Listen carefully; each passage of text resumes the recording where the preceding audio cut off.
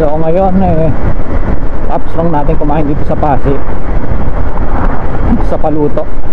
Uwi na tayo ng Kalibo, Aklan. So from Iloilo to Kalibo na tayo.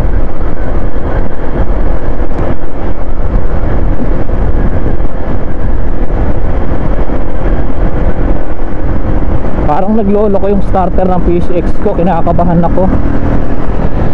Kung dati yung problema nito yung fuse, kasi yung ano niya marumi, yung tawag doon, yung relay saka yung socket marumi. So 4 na araw to sa kasa si PCX, binuksan nila lahat kasi pumuputok talaga yung fuse.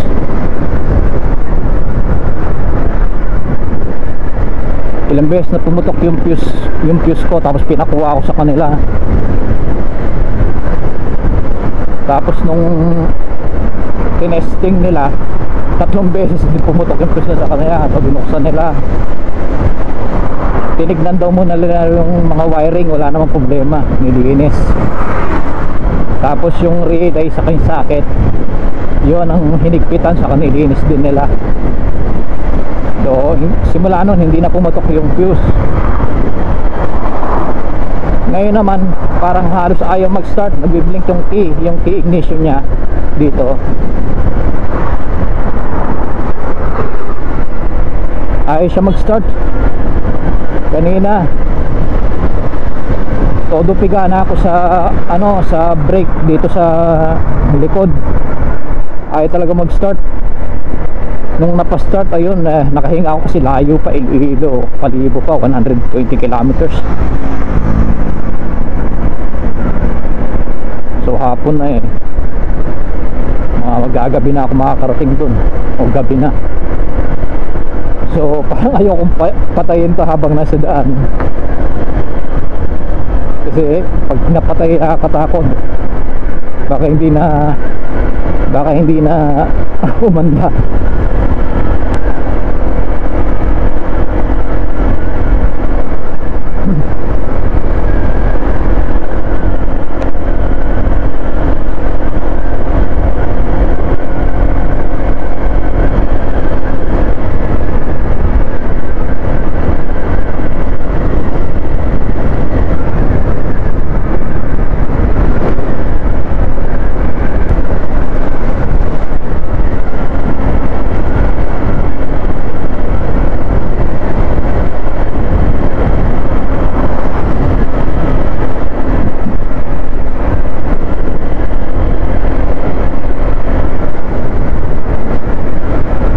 So yung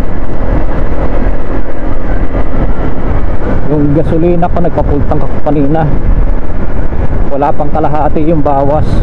So baka doon ako magpagasolina sa Kalibo. Tipid talaga nito Honda PCX, bukod sa komportable na, sobrang tipid pa sa gasolina. Wala pa sa kalahati, naka 120 kilometers yung takbo natin, mahigit 120 kilometers dun sa San Rafael, plus 30 kilometers, nasa 150 kilometers, kalahati yung, wala pa sa kalahati yung bawas ng gasolina. Tingin ko aabot naman to sa Kalibo, doon ako magpapagasolina bakit? At least kung doon pag pinatay ko tapos di sumistart, pwede ko nang hatakin. Dito ang layo na ito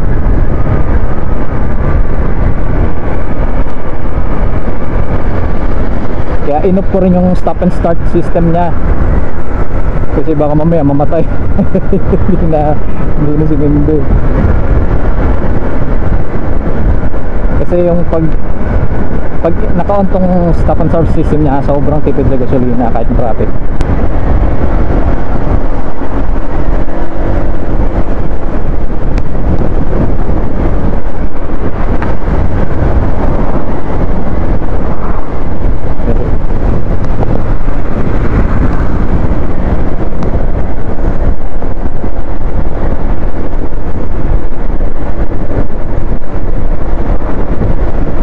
Meron pa tayong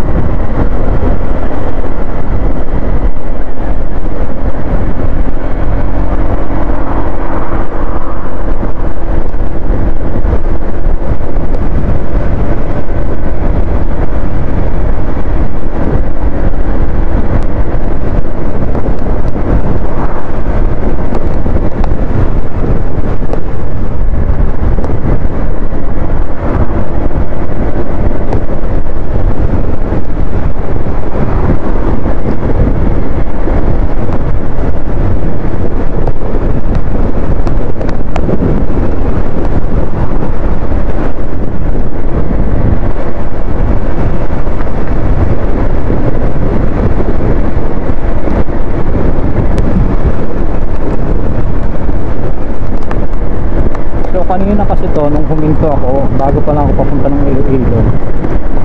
Parang ayaw na siya mag-start.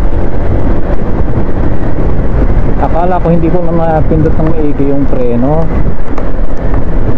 Kaya pinindot ko maigi yung sagad na, doon nag-start siya. Pero nung dito ako sa Paluto, ngayon nung nandito na ako sa Paluto, yung paalis na ako, ayaw na niya mag-start kahit anong sagad, nakasagad na yung pindot ko sa preno.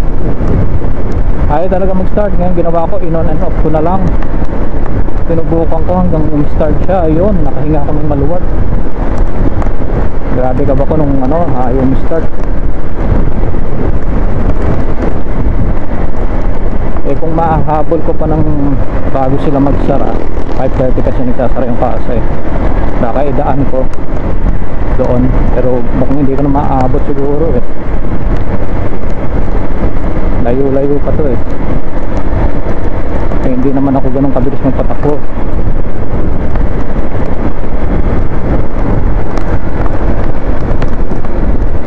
Okay na ako sa 50 to 80. Maganda yung lang, shade rail lang.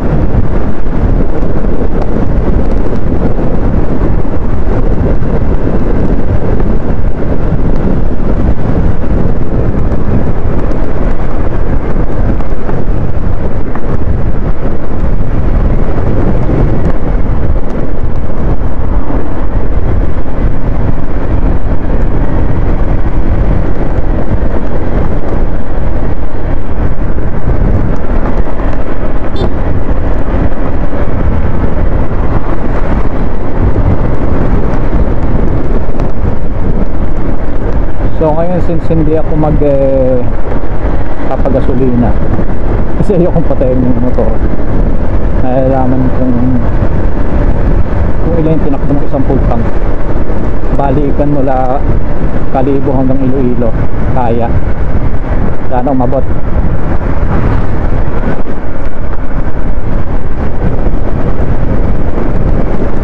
Kalahati na yung tangke, lahati na yung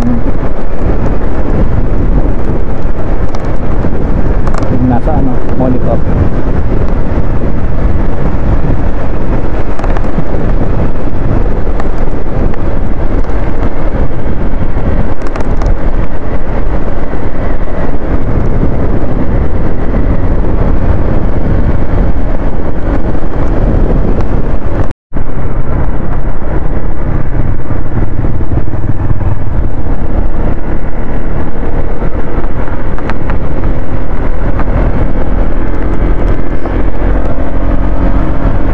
Mandureo na ata tayo. Mandureo.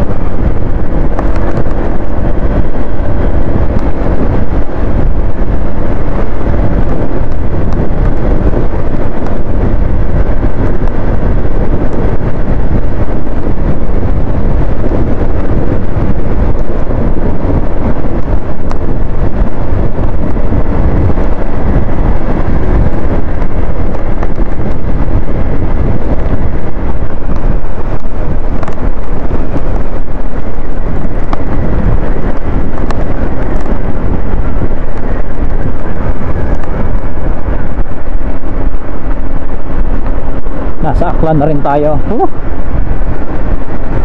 Medyo nakahinga aking konti.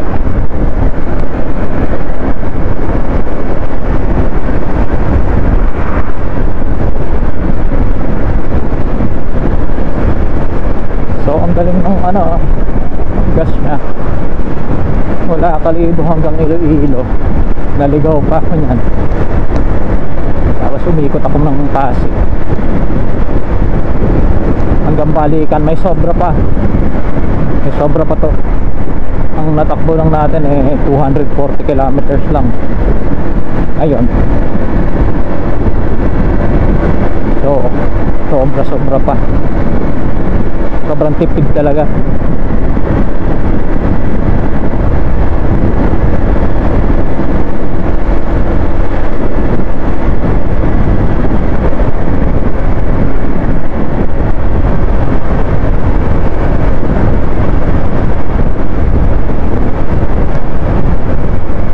Ano yung aso? Wawa naman.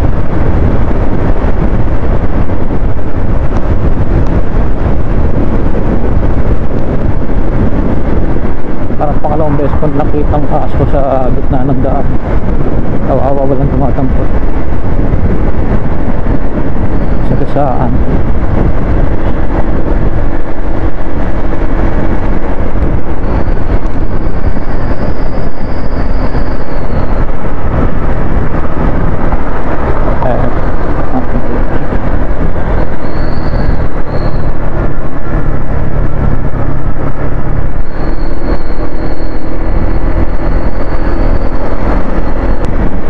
Hindi ko siya na-videohan nung ayaw niya mag-start.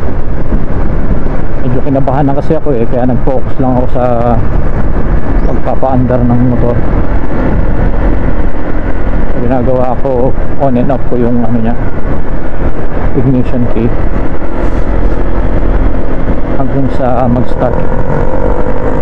Mamaya pag nakarating sa bahay, titignan ko kung mag-i-start at kung hindi siya mag-i-start. So dadaling ko pa rin naman sa casa to kasi mahirap na pagka tumawid ng Guimaras doon pa masira.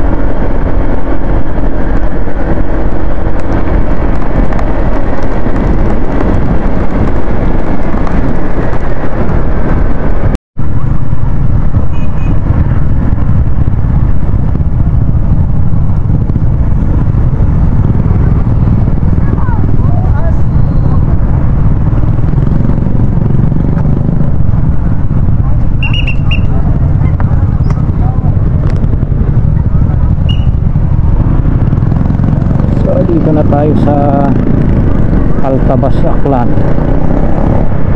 Altabas na.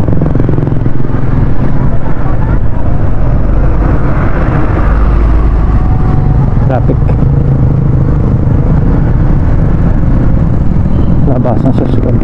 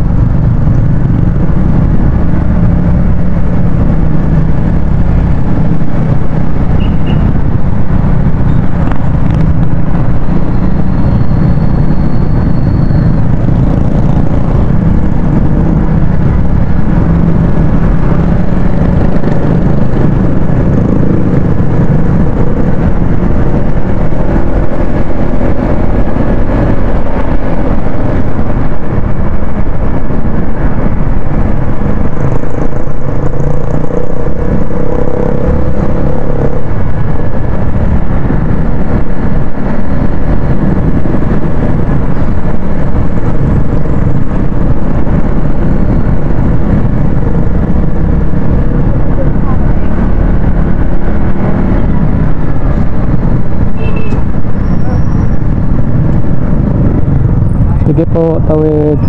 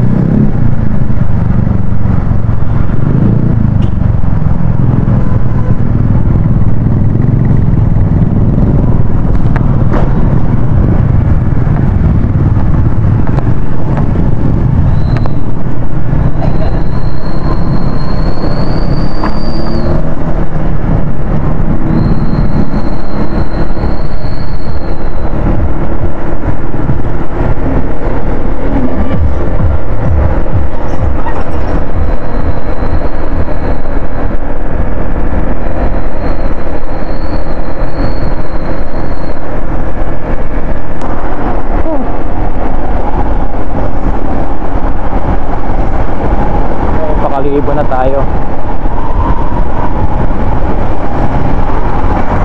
At least nakarating sa Kalibo. Ay,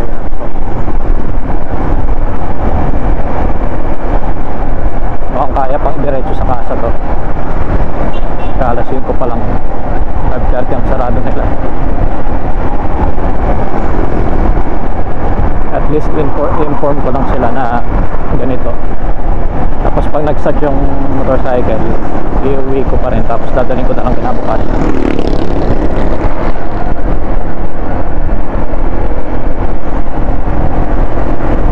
May 2 bar pa na natira sa ano, sa fuel gauge. Tipid talaga.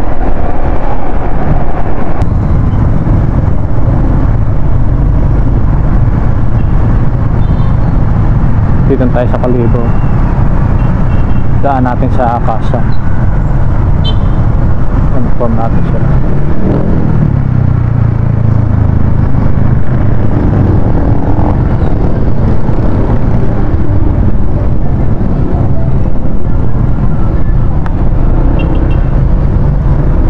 Sir,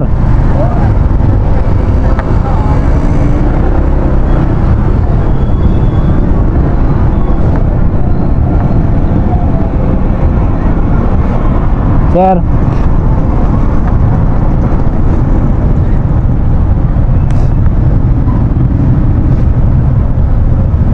Sir, excuse.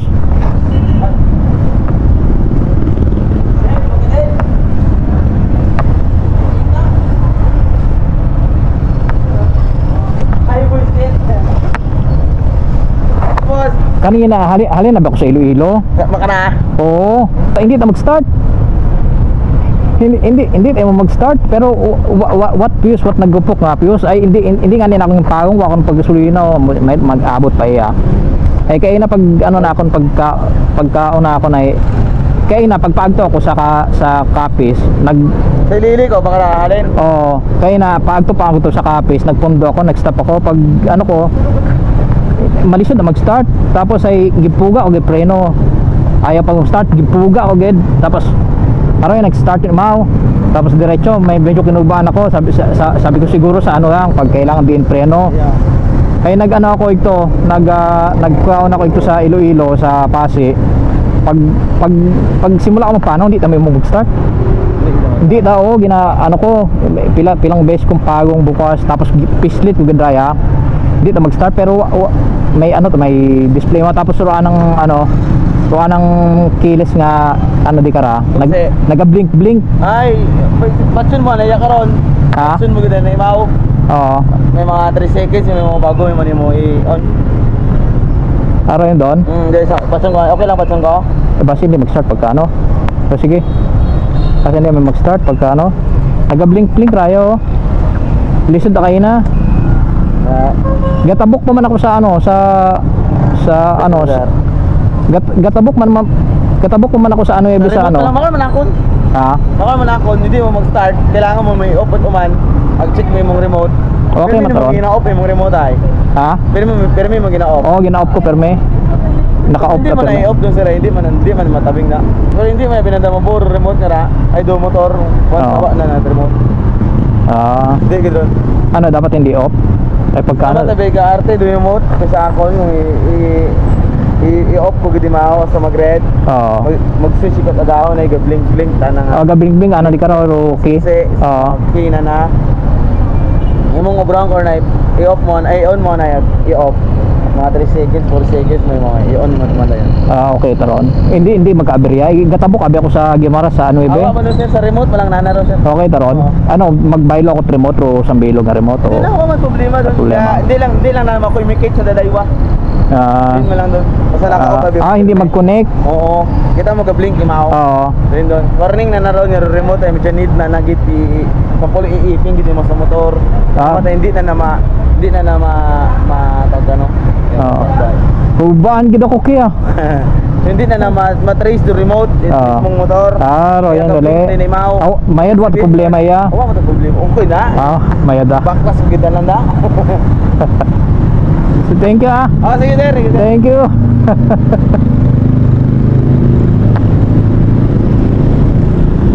So wala naman daw problema. Yung sa remote lang, ayan pala yung ibang ano ka, yung reklamo ng iba hindi nagko-connect yung remote. Ngayon na-experience ko na. Nabahan ako.